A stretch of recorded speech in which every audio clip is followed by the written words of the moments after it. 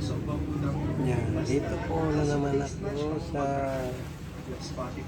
amin sa labas at dito sa malapit sa Kagat lang. Ayan.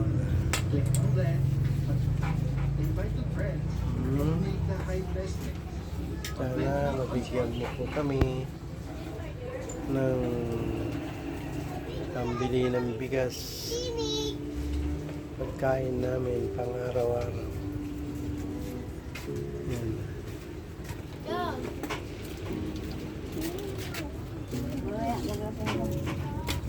Kasi wala na po kami pambili ng bigas.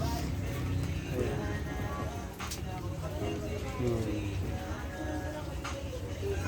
Ang hirap ng buhay namin.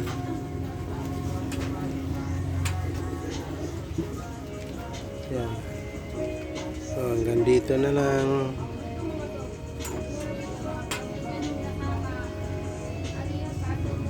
Maraming salamat sa inyo.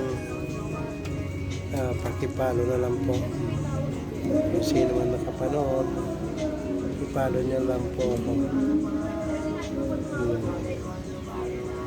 Yan. Hello, nandito lang.